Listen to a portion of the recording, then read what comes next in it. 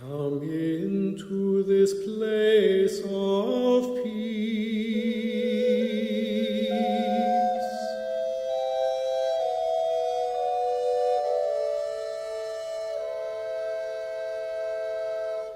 And let its silence heal your spirit.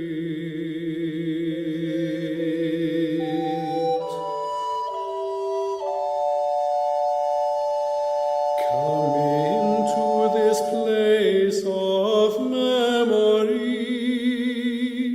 and let its history warm your soul.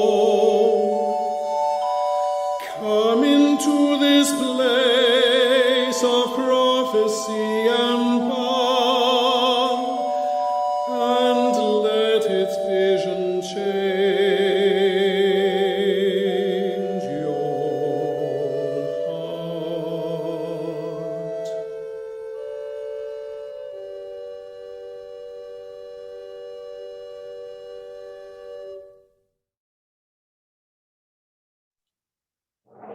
Okay, my name is Audrey Brooks, and I'm the retired chaplain at the Unitarian Church of Edmonton and the initiator of the annual Genocide Memorial Services. Our theme this year is Making a Difference, where we encourage each other to join the world movement to stop violence against families in whatever way it occurs in the world. Unless we rise up, unless we speak up and march and rally again and again, nothing will ever change. We gather here to listen, to speak, sing, and pray, each from within our own beliefs and faiths. We gather here to witness against genocide, where powerful killers incite hate and carry out planned attacks on families whose only goal in life is to live in peace and thrive on their lands. There are ways to solve problems other than mass murder of human beings in the name of politics, greed, ethnic cleansing, and exploitation of land. This slide is a slide of the Medicine Wheel banner that was dedicated at the Unitarian Church of Edmonton 2 years ago to honor the Indigenous peoples with whom we share Treaty 6 land. Elara Stefaniak-Gaudet, who is Director of Religious Education at Westwood Unitarian Congregation and the gifted technician who put this program together, will speak to the treaty and our relationship with the people of this land. We speak, we sing, we swallow water and breathe smoke. By the end of our ceremony, it is as if skin contains land and birds. The places within us have become filled. As inside the enclosure of the lodge, animals and ancestors move into the human body, into skin and blood. The land merges with us. Okay, the stones come to dwell inside the person. Gold rolling hills take up residence, their tall grasses blowing. The red light of canyons is there. The black skies of night that wheel above our heads come to live inside the skull. We who easily grow apart from the world are returned to the great source of life all around us, and there is the deepest sense of being at home here in this intimate kinship. There is no real aloneness. There is solitude and the nurturing silence that is relationship with ourselves, but even then, we are a part of something larger. And that's from Dwellings, A Spiritual History of the Living World by Linda Hogan. I and many others in this room are located on Treaty 6 territory in Imisquichy-Waskahikan, colonially known as Edmonton. If you are not on this land, please add your land acknowledgements in the chat the best way that you know how. Imisquichy-Waskahikan is a traditional meeting place, grounds, gathering place, and traveling route to the Nehiawak, Anishinaabe, Niitsiatipi, Métis, Dene, and Iakse Nakoda. We acknowledge all the many First Nations, Métis, and Inuit whose footsteps have marked these lands for centuries long before our own, and whose histories, languages, and cultures continue to enrich our community. We uplift the Indigenous nations upon whose land we live, pray, collaborate, and build a sense of community among people of all races, for we are all relatives. I give thanks, as an Anishinaabe elder taught me, for the waters of this world, for the first peoples, who are the Tree Nation, for the four-legged and the two-legged nations, for the peoples that crawl, the peoples that swim, and the peoples that fly in the sky. I give thanks for the teachings of the elders I have been blessed to be in relationship with as I work to uplift the truth of the harm that has been done to our Indigenous peoples, to heal my own relationship with all peoples of this land, and to assist in bringing reconciliation into our communities in all ways I am able. May we journey together in this spirit. Thank you, Alara. The next speaker is Georgia Phillips, who is 17, going into grade 12 at Ross Shepherd High School. Georgia enrolled in an Indigenous course called Ways of Knowing, which led her to learn about medicines and cultures, and to ultimately write a personal land acknowledgement that acknowledges the rights of Indigenous people from the viewpoint of Georgia's settler background. Georgia, please. All right, so for those who do not know, a land acknowledgement is to honor and respect the Indigenous peoples here before colonization. A personal land acknowledgement is how we can identify our own work to be done and reflect on our own individual space we take up on this land. We honor the land defenders and those who fight for land back throughout Turtle Island. We give thanks to the land and what it has been able to give us, and how we wouldn't be here without the Indigenous peoples who have protected our earth for years. Liberation is still ongoing, and we all have a role to play in land reclamation.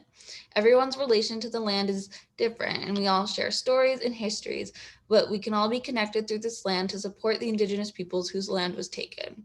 This is my personal land acknowledgement. So to begin, my great-great-grandparents came here to Canada as settlers. These people Saskatchewan from Britain, Ireland, and the Ukraine. For many years, my family has lived here in Edmonton and Miskatchewan, Wisconsin. My home is here in Edmonton, whether I like it or not, and I take for granted everything this land has been able to give me: health, happiness, and a home. I undervalue my own history and connections that began here on this land, as well as the many resources it has provided me. While growing up, I've learned many love stories between my ancestors. I've learned about their lives and families from my grandma. I appreciate those stories that are filled with love and peaceful living passed on to me by my ancestors, although there is a very pressing lack of history in our family stories. This is the lack of history of Indigenous people and the culture that has been erased and degraded from ancestors like mine. As settlers not too long ago, my family came to this land as colonizers, erasing and eliminating the Indigenous people and their culture. This land belongs to the generations of people here before mine: the Cree, Saulteaux, Blackfoot, Métis, Dene, and Nakota Sioux. Although I did not know my great-great-grandparents myself, I wonder why the stories of residential schools, missing and murdered Indigenous women, the genocide against Indigenous peoples are not shared in my own family history. It's because for so long, my family has bathed in privilege and ease. This land is Treaty 6 land, and I live here on this land beginning to learn the truth of my own history.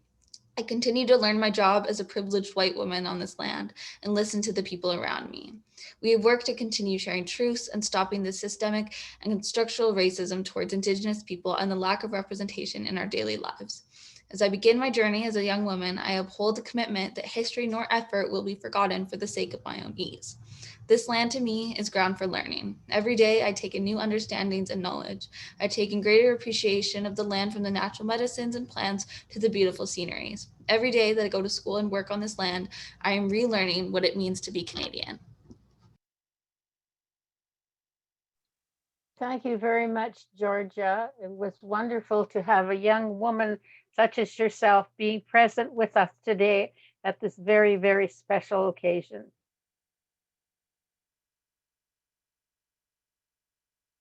The next slide is of the gathering at the Alberta Legislature, where families of 215 children whose graves were found at the Kamloops residential school site are remembered with smudges, prayers, and a call to Canadians to support Indigenous people in their demand for justice. Since this first rally, hundreds of more unmarked graves were found near government-sponsored residential schools. As a parent myself, I'm disgusted and shamed as a Canadian citizen to know that these graves were acknowledged in the Truth and Reconciliation documents and the 94 calls for actions against the abuse and intentional destruction of Indigenous people and their culture. Yet nothing is done by our government to deal with this genocide.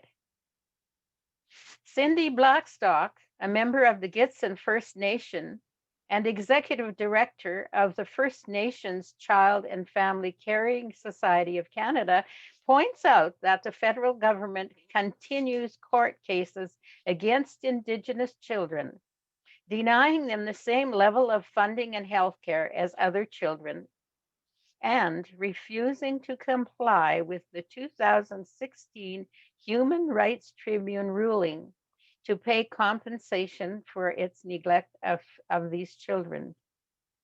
I might add that these court cases are fought in our names, using taxpayer money to continue the litigation. Cindy Blackstock said, residential school survivors knew where the children were buried because many of them dug those graves. They told their truth to this TRC, but they were not listened to. They were told that, oh, well, these were only stories. They were not stories. We know they're not stories. These Indigenous children were forcibly taken from their families and put in what were ultimately concentration camps, where the worst kinds of neglect and abuse happened. As far back as 1907, when Dr. Peter Bryce, the chief medical officer of the Department of Indian Affairs, found tuberculosis epidemics, malnutrition, and starvation in the schools, the government fired him, refused reforms, and erased his name from history. This is the government legacy behind the children in these graves. And Canadians must never forget this. Over the years, many other citizens did come forward to publicize abuse, neglect, and deaths in residential schools. People tried to make a difference, but no one in government paid attention. They waited out the media reports and went ahead as they do now, continuing with the colonial attitude toward Indigenous children that they hold today, as the continuing court cases illustrate. The last residential school closed in 1996, but Indigenous children are still being scooped up and taken into foster care, where the situation are often not much better than the residential schools. As you see the picture here, that was also taken. Every child matters. The woman who is pointing toward the statue of the nun has covered herself with ashes in her grief at the loss of those children. I would like to invite poet Naomi McElwraith, a dear friend, to share her poem, Bring Them Home, written in English and in Cree. Naomi wishes to honor her parents, grandparents, the sacredness of life, and knowledge of the elders. Naomi works as an interpreter in the newly opened Indigenous Peoples Experience at Fort Edmonton Park, where she invites you to visit. Danse, Naomi McElwraith, Mitzi Ga Son. I've written a poem to honor the children who didn't survive residential schools. It's called Be Ki Weita Hik, bring them home. What can a poem do but to speak the truth? Ka tap wait, to shout the truth. Ka tape wait. Step 1 of Indigenous grief, my friend Shannon tells me. Pe ki wait the hick. What can a poem do but whisper? Ekiti makitawa kik, our deep, unwhisperable sorrow for 966 children. Spell it out. 966 small bodies. Count it out. 198,996 small bones and counting. What can a poem do but utter a prayer? E ayame hesta mawa kik. For 966 children, for thousands of other children who never saw their families again, ever. Te ki weta hek. What can a poem do when it can't reach stage 4 of grief? Laughter. Not yet. Perhaps not ever. Not until the children come home. Not until the Pope says sorry for the crimes of the church. Not until governments stop apologizing while doing so little. Not until we all walk with our Indigenous sisters and brothers on the mean streets of Canada. Be ki wait the hick. Not until the children come in from the dark. Namoye patama pe pite kwetwa wi awasasak ite utse ka wanete piskayik.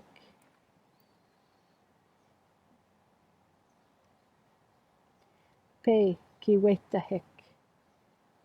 Pe ki wait the hick. Pe ki wait the hick. Pe ki wait the hick. Aho.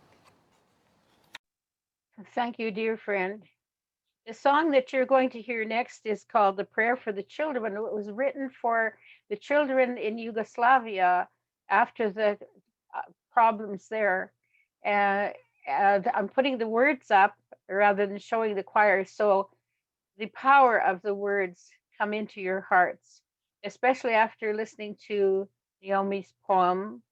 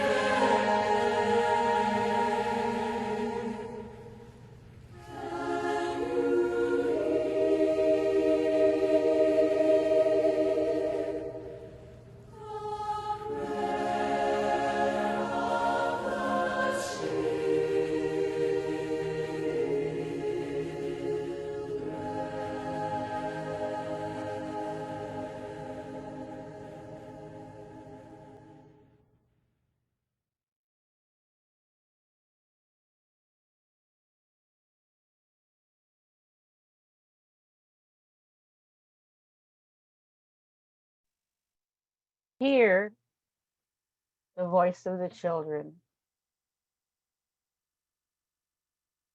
crying out from those graves, and ask ourselves, how could we possibly make a difference? When I hear that hymn, that song, Prayer for the Children, it just rips something right out of my heart.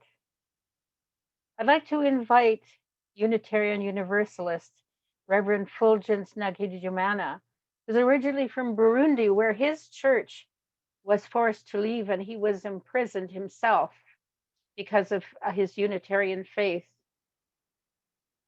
He ministers now to the French-speaking Unitarian Universalists and refugees and other vulnerable people from East Africa, and lives with his family in Ottawa.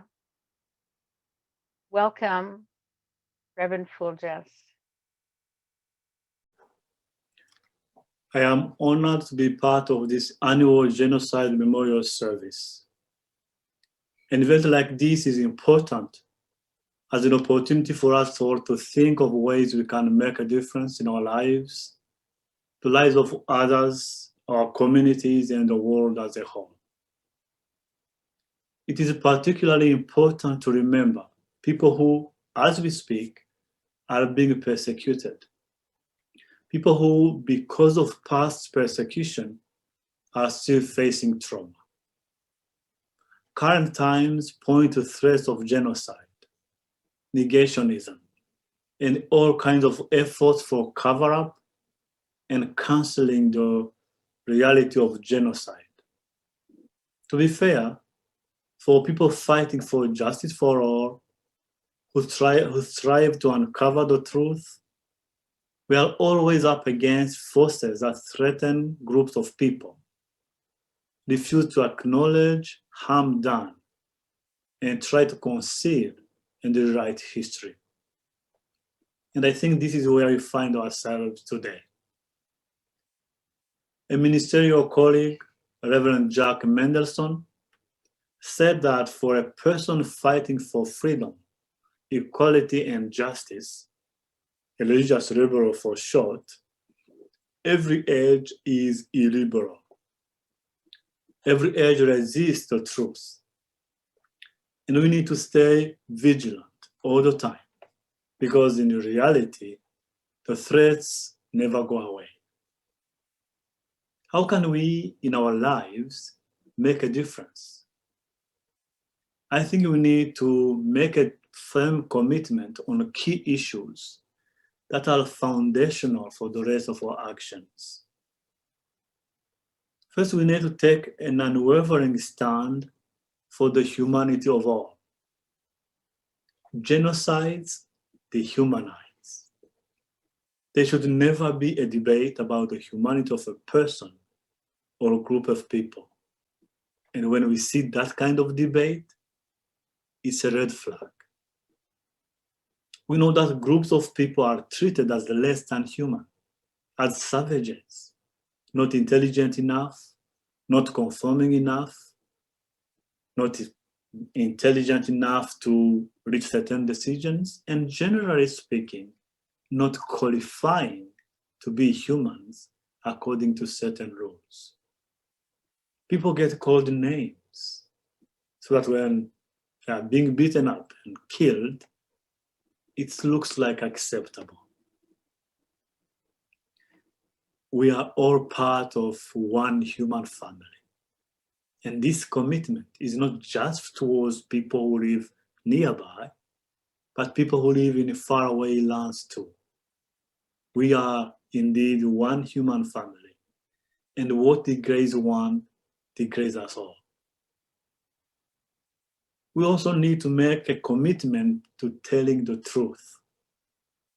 We cannot make a difference if we do not face the truth of what has been. Countries and societies have histories, and those histories inform the conditions of people living today. It is hard to separate the past from the present because one informs the other. And out of fear, shame, and a normal refusal to be villains of our own stories, we shy away from facing the truth of what has been. And that state of affairs becomes a barrier for making a difference. But the truth of what has been opens door to a present lived with integrity and honesty, and the realization of the enormity of the task ahead. Facing reality as it is a choice to not live in a fantasy world, because denial brings frustrations and even conflicts. If adults do not want to know about the past, seeds of past harm are continuously being sown. We need to learn from the past, look to the present with honesty and integrity, and build what could be. We all have an opportunity to shape a future that's fit for everyone. I long for the day when the humanity of certain groups of people is not for debate. I long for the day when all speak up on behalf of the persecuted. I long for an environment in which people can lower their guards and learn to be humble as they build the world informed by the present and shaped by a past that we are willing to stare in the face. This genocide memorial service today gets us closer to that day. Thank you all for being on this important journey.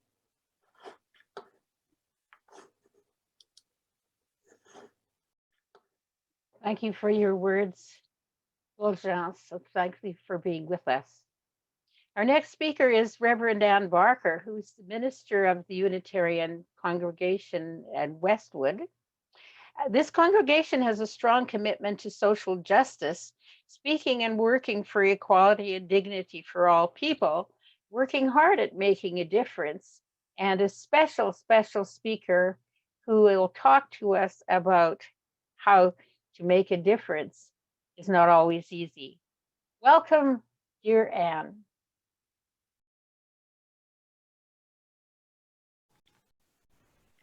We gathered together today because we are people who care about one another, who care about justice, and who care about healing and transformation. We know that injustice plagues our world and that it does not simply stop because we wish it to. And we're continually learning about the harm and the residual layers of suffering that follow any trauma.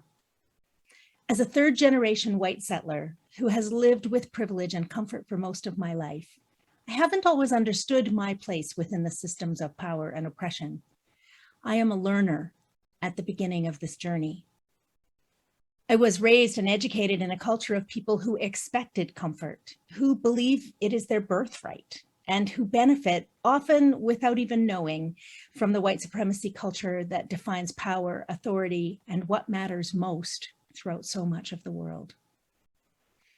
We know that comfort can be a blessing and that it can sometimes bring healing. And of course, we want all people to have freedom from hunger and poverty, from pain and suffering, from intimidation and fear. But the idea that we should never experience upset or uncertainty, especially when we are people of privilege, is counterproductive. Being willing to be interrupted, to re-examine our beliefs and our priorities can bring growth, learning, and positive change, sometimes even healing and transformation.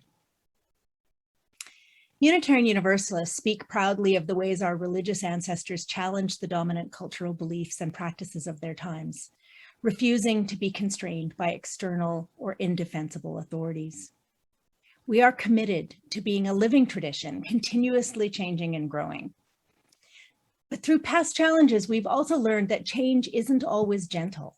While we found our way to greater openness and have welcomed new perspectives, we'd be kidding ourselves to say that it was simple or easy. And it's important to note that growth is continuous. As we learn, we must change. Good intentions are not enough. Affirming the inherent worth and dignity of all people is not enough. We are being called to action, called to accountability, called into wider relationship as the respectful, responsible way to move forward. The deeper truth around caring and justice for people of privilege is that it's not our place to define the lives of others, but rather it is time to ease our grip on leadership and authority and to share in the collective liberation of all people by interrupting the exclusive structures of power that our ancestors built and that we, intentionally or not, sustain. As we peel apart the layers of systemic oppression, we are needing to discomfort ourselves, learning new skills in the pursuit of collective healing. Now, those are a lot of aspirational words. Let me close with some simple calls to action, and I'm especially speaking to the people of privilege among us. Choose as a first step or as a next step to release your attachment to comfort. Change and transformation can be hard, and the truth can hurt. Being corrected or challenged, especially when we're learning and we make mistakes, is no fun. Choose to keep learning anyway. Commit yourself to forward motion. We won't always agree on root causes or about structures and systems, and we may have different ideas about best actions and solutions. Our tendency can sometimes be to wordsmith or to debate a plan, delaying the needed action. The person best suited to choose the path or to break a new trail is the person at the center of the journey. Self-determination is essential. Committing ourselves to forward motion requires a willingness to step aside, to get our bodies and our structural obstacles out of the way. If you are looking to begin or to deepen your learning, here are some things. Read the 94 Calls to Action by the Truth and Reconciliation Commission. There are some that each one of us can do. Read or listen online to the summary report of the TRC. It's difficult, so pace yourself, but we can't understand the harms Indigenous people experience until we understand both the history and the present. Learn about white supremacy culture, whatever your background, because we are all impacted by institutional structures of power and oppression. And then explore them with your friends, your families, your coworkers, or congregation. Look at how this culture has shaped your own life as well as the lives of others, and imagine ways you can interrupt your conscious or your unconscious participation, and then try them out. And finally, look for invitations from organizations or events to meet people whose life experiences are different from yours. Don't show up with a plan or an agenda. Listen, build relationships, and learn. And then when relationships are solidly in place, choose a next step together in the service of love and justice. Thank you, and blessed be. Thank you too, Anne. And we're going to have the song Lean on Me, which shows that one of these things that we're talking about making a difference involves depending on each other and holding each other up and taking one step at a time, asking for help when we need it, and sharing our help with other people. Lean on Me is the song.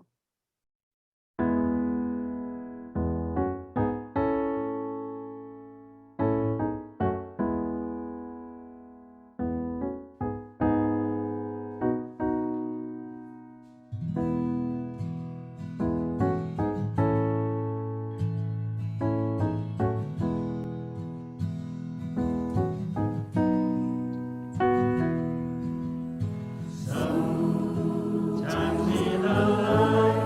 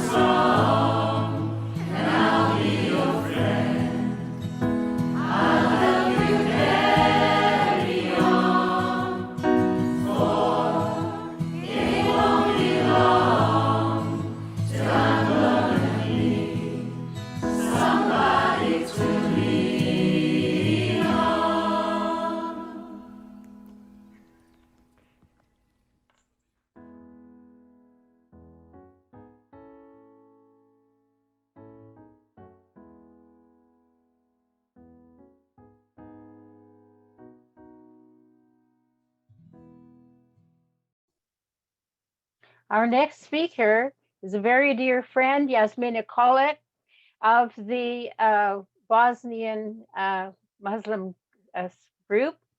She's been coming to the Genocide Memorial since 2014. She's a mother who witnessed the murder of her husband and son during the Srebrenica massacre of Muslims in Bosnia. And this is what unending grief looks like when a child is lost. She also knows something of unmarked graves and sympathizes with the indigenous people because of the people who were murdered in Srebrenica and who are buried in unmarked graves. Dear, dear sister Yasmina, please join us. Hello, everyone. I just wish to correct a little bit, Audrey. I'm not coming from Bosnian Muslims only. I'm coming in behalf of Bosnian Herzegovina society, which is very multicultural. We have Croatians, we have Serbian people as well in our community. I'm presenting them all. Thank you. Yes, I am Yasmina Kolik and coming from the little town named Kozarac, where all those ugly concentration camps happen and where the lots of people got killed just in a few days. And my town was literally flattened. You can see on the back from 1963, that was little town. But in 1992 was very modernized with 28,000 people. Today, it has only 5,000. And from 4,000 elementary school kids, today is only 370. So now you have a clear picture what happened in northwest part of Bosnia, where I'm coming from. My poem is related to the children in Bosnia that are still in a massive graves and we don't know where they are. And this poem is related to the children here in Canada as well, because I couldn't sleep when I heard the news. Agony of Srebrenica, mother. It's hot, scorching, sultry. The air is burning. We are waiting, thousands of Bosnian souls. Mother's cries, children's screams, sharp words from the mouths of foes, turning agony of waiting into hell. Mother, they just took father and my brothers and uncles and even grandpa, mother. Ah, Williams, I cried, wringing hands in despair, looking towards the sky, not breathing. They will take me too. I hear the voice of my youngest son. Don't let them take me, mother. Don't give me to them. Put a kerchief on my head so they will believe I'm a girl. Hide me, please.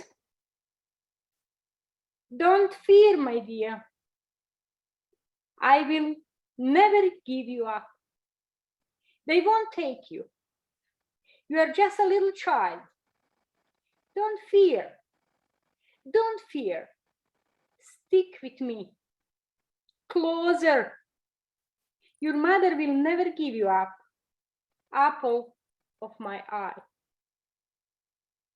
You leave that child. A sharp voice stabbed me in the heart. Don't take him. He's still a child. Don't take him.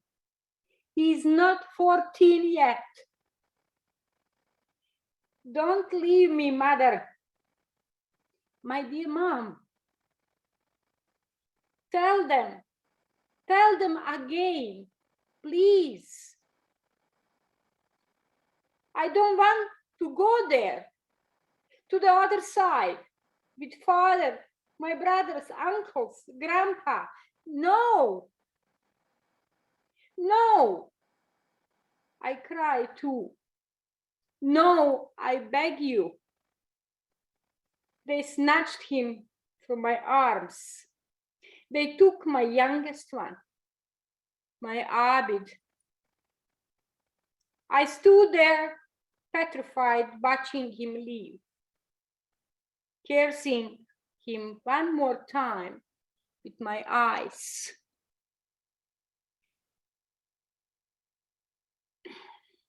He was not 14 yet. It's hot, scorching, sultry. The air is burning.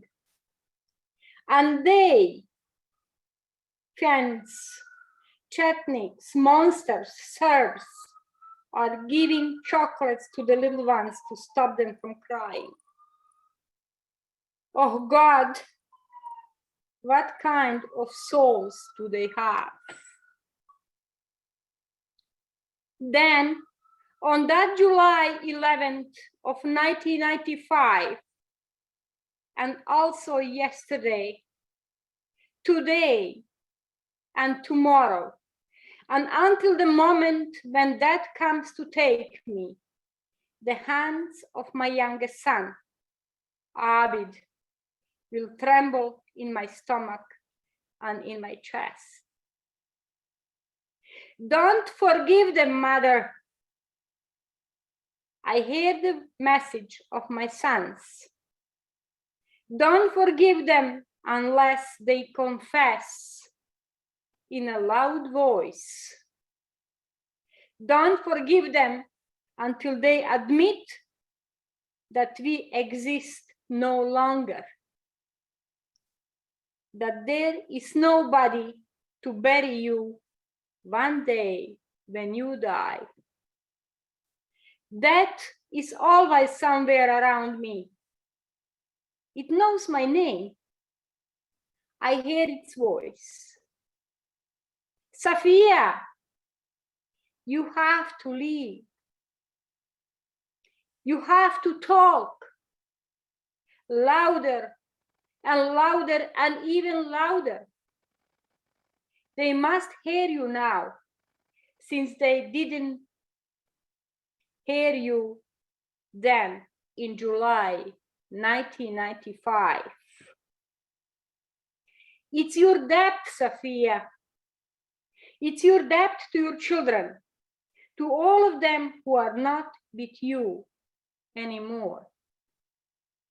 It's your debt to your Srebrenica, to your Bosnia, Srebrna. I will come one day, said Death. You will be happy to see me. You will greet me with a smile, like your dearest friend. And it left again. I know that I have a debt. Because of that, I'm still alive. I walk, I talk. For the genocide in Srebrenica and in our homeland, never to be forgotten. Thank you. Thank you for listening. And just a second, in my first speech in Mennonite Church, my first story, how I ran out of the house without shoes. When I heard about the genocide of indigenous people, I spontaneously said, I'm sorry if you are going to be hurt here with my statement, but if I wouldn't know that like genocide happened here, I would not come to Canada. But now I am with you, and we are going to stand up for those things all over the world. Thank you.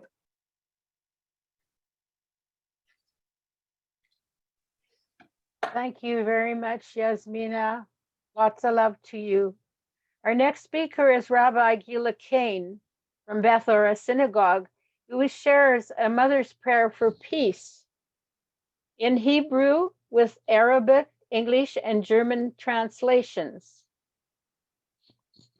Rabbi Gila Kane. Hello, I'm Rabbi Gila Kane. I'm the rabbi of Temple Beth Ora here in the city, in Edmonton. And I'm going to read for us a prayer of mothers for life and peace by Sheikha Ibtisam Hamid and Rabbi Tamar Elad Applebaum. I'll read it in Hebrew, but I'll scroll down here and you can see it in English and German and Arabic. So you can either read in a language that's comfortable for you or just listen to the Hebrew. מלך חפץ בחיים, הרופא לשבורי לב ומחבש לעצבותם. שמע נא תפילת אמהות, שאתה לא בראתנו על מנת שנהרוג זה בזה, ולא על מנת שנחיה בפחד, כעס ושנאה בעולמך, אלא על מנת שנדע לתת רשות זה לזה לקיים את שמך, שם חיים, שם שלום בעולם. על אלה אני בוכייה, עיני יורדם מים, על ילדים בוכים מפחד בלילות, על הורים אוחזים עולליהם וייאוש ואפלה בליבם, על שער אשר נסגר, ומי יקום ויפתחהו טרם פנה היום. ובדמעות ובתפילות שאני מתפללת כל הזמן, ובדמעות כל הנשים שכואבות את הכאב החזק בזמן הקשה הזה, הריני מרימה את ידיי למעלה, אנא ממך אדוני, רחם עלינו, שמע קולנו אדוני אלוהינו, בימי הרעה האלה שלא נתייאש, ונראה חיים זה בזה, ונרחם זה על זה, ונצטער זה על זה, ונקווה זה לזה. ונכתוב את חיינו בספר החיים למענך, אלוהים חיים, תן שנבחר בחיים, כי אתה שלום, וביתך שלום, וכל אשר לך שלום, וכן יהי רצון, ונאמר אמן.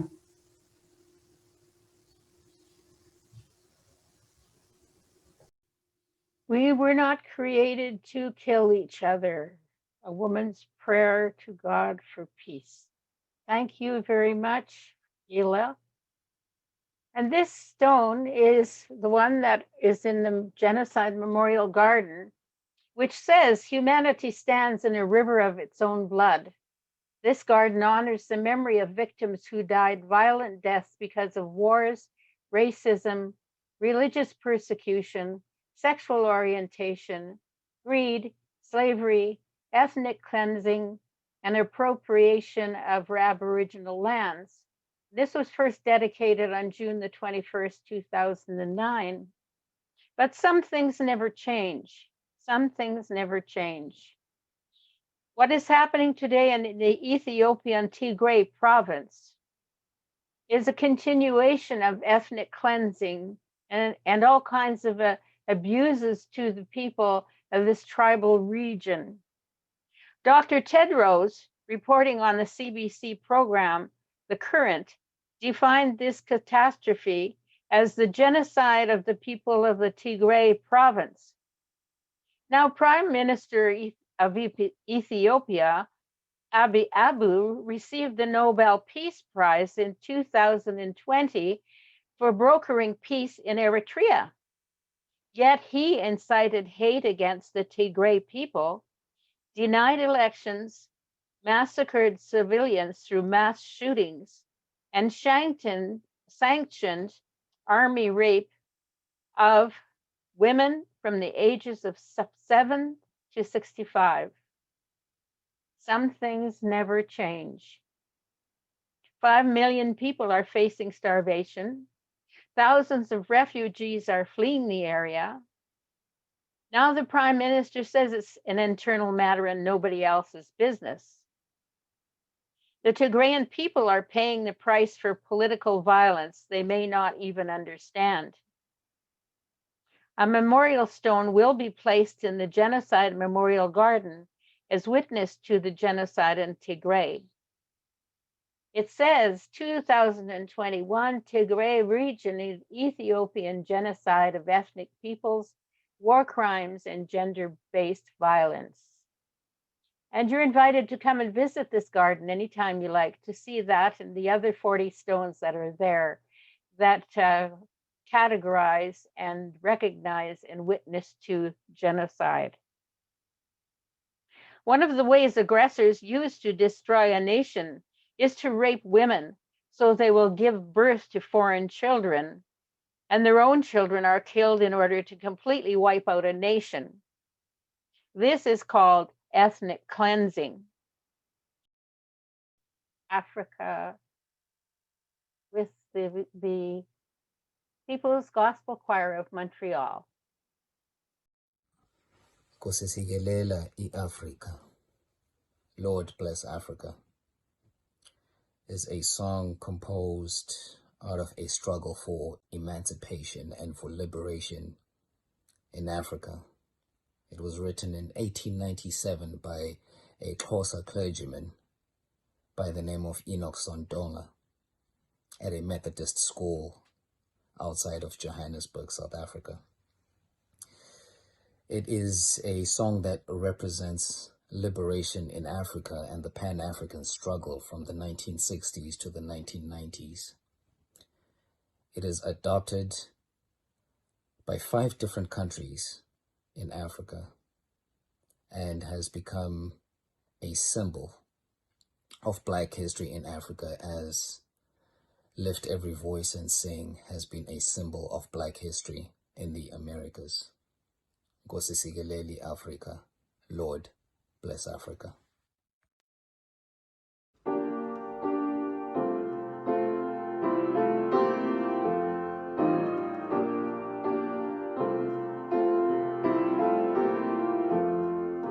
Nkosisikeleli Africa, maluphakanisu ondolwayo, izwa imitanda zoyethu, Nkosi sikelela thina lusapho lwayo, Nkosi sikeleli Africa, maluphakanisu ondolwayo, izwa imitanda zoyethu, Nkosi sikelela thina lusapho lwayo. Oza moya, moya sikele, oza moya, moya sikele, oza moya, oi twele usi sikelele thina lusapho lwayo. Oza moya, moya sikele, oza moya, moya sikele, oza moya, oi twele usi sikelele thina lusapho lwayo.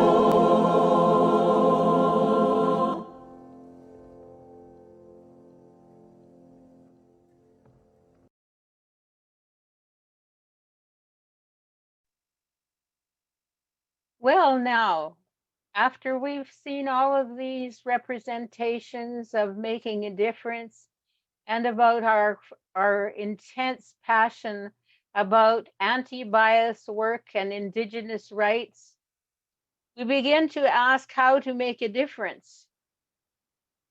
And we could include in our Making a Difference plan to take a look at what Amnesty International Edmonton is doing in their work to support Indigenous people to advocate for equality and justice for their communities.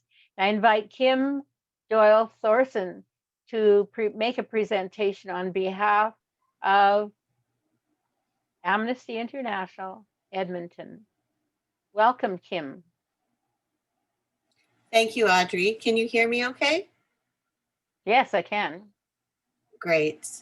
Hi, everyone. Thank you so much for having me today. My name's Kim, and I'm the chair of Amnesty International Edmonton. I'm also an Amnesty Canada field worker. For those who aren't familiar with Amnesty International, we're a member-driven international organization devoted to defending and advocating for human rights everywhere. Our main course of action that we've always done is letter writing, whether that's on paper or whether that's electronically.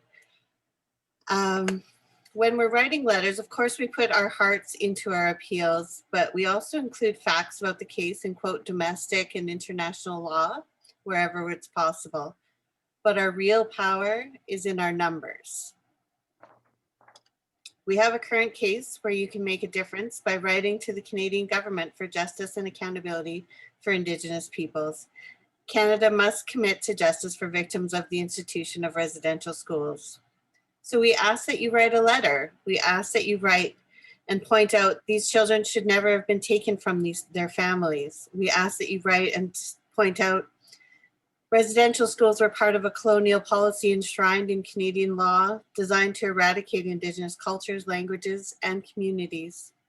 And its legacy continues today. As it's been already mentioned, because of discriminatory colonial policies, First Nations, Métis, and Inuit children continue to be disproportionately represented in the child welfare system. When you write your letter, quote the Royal Commission on Aboriginal Peoples from 1996. You could quote the Truth and Reconciliation Commission from 2015, the National Inquiry into Missing and Murdered Indigenous Women and Girls from 2019, plus numerous reviews by the United Nations and other international human rights bodies.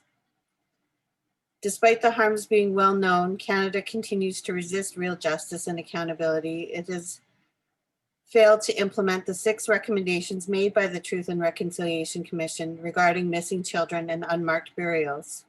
And Canada is still fighting residential and day school survivors in court. It would make us so happy if you would add to our numbers. So far, almost 17,000 have signed an online petition regarding this case about the residential schools. So we ask you to send an email to the Prime Minister, or if you don't want to send an email, we'd even more appreciate if you'd write a personal letter. A handwritten letter is even better. Those envelopes stack up and the numbers mean everything. I'm going to paste a link into the chat for you. If you'd rather just click on a petition that's online, you can do that. Almost 17,000 people have signed this petition already, and we could take it over to turn that dial over to 17,000 if everybody here signs this petition today.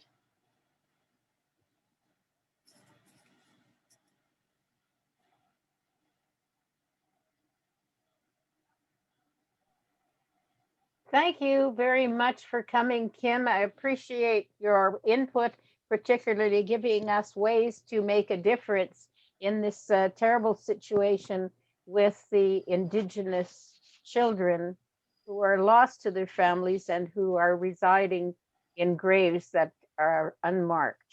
Thank you. By not being bystanders and by having a plan, each of us can and will make a difference. Our youth are setting an example for us, for they're smarter and more educated about world affairs than many of us knew. Like Georgia Phillips, the 17-year-old who makes a difference in writing her own settler's land acknowledgement as a young and thoughtful woman. Or Greta Thunberg, who at the age of 17 spoke about climate change before the United Nations. Our youth show up at pride parades, for Black Lives Matter, for missing and murdered Indigenous women marches, and at gatherings for children who died in residential schools. That's to name a few. Our young people are becoming our leaders. They learn a lot online and in school. They're becoming teachers as well as tomorrow's leaders. And they are and will continue to make a difference. We can make a difference by supporting their work. I'll repeat that. We can make a difference by supporting their work. Now, before we conclude, in memoriam, let us have a time of reflection and remembrance for the lives of the Pakistani family in London, Ontario, who were hit by a vehicle driven by an anti-Muslim terrorist. Mr. Salman Afzal was his 74-year-old mother, his wife Mahida, and 15-year-old daughter Yuma were killed, and his young son was seriously injured. We share their grief and sorrow, and with the Afzal family, they're concerned for their surviving son. May Allah, blessed be He, keep them forever in place of comfort and healing. Let us also remember the 2 Muslim women who were attacked here in Edmonton because of their faith, and the child who had a hate note put in her backpack that said, "Death to Muslims." A red memorial stone will be placed in the Genocide Memorial Garden for people of faith who are persecuted for their beliefs. You'll see the stone there in the middle.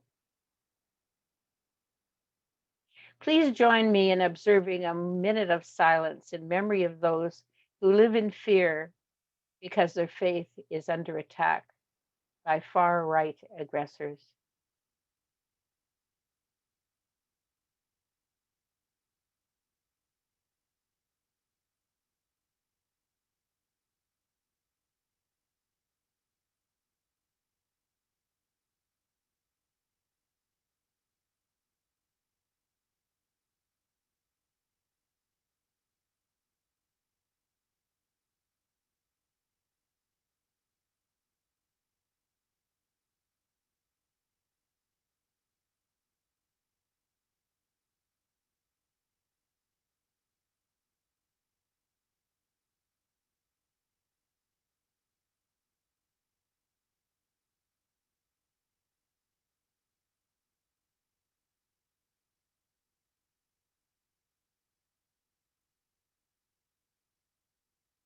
Thank you, and bless you all for being with us today.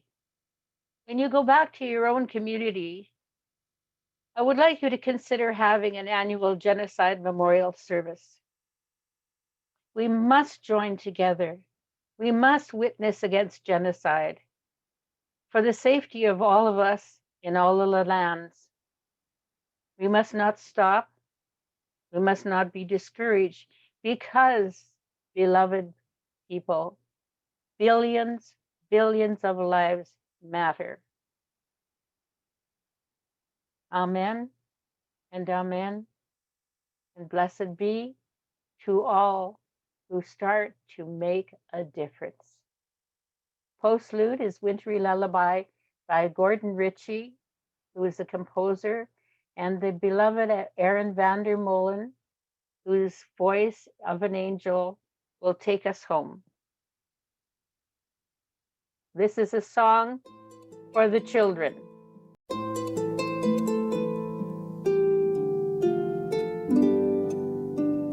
Sleep, my love, though darkness comes o'er you, shadows lengthen round your bed.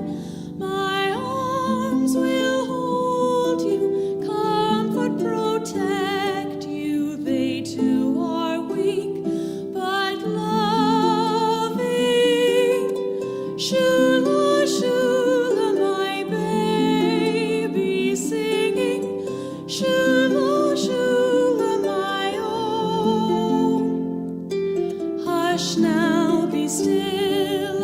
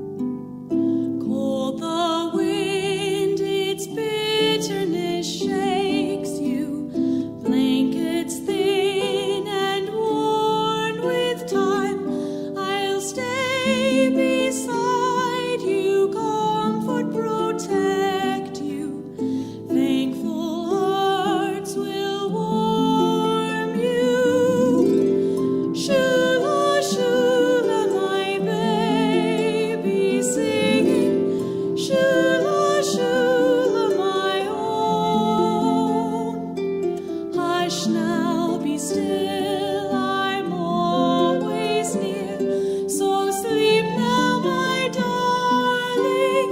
Shula, shula, my baby singing. Shula, shula, my own.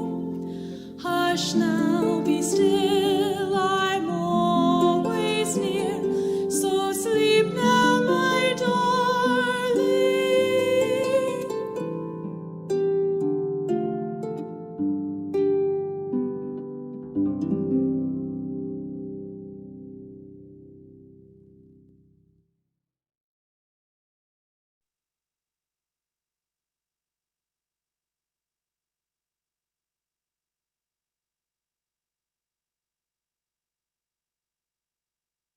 I want to say thank you to those people who helped make this Genocide Memorial service happen. To Alara and Bill and Maria and all of the participants who took of their time to be with us today and to share the powerful stories that made this program what it is today. This is the Memorial Garden. You're invited to come and visit anytime you like.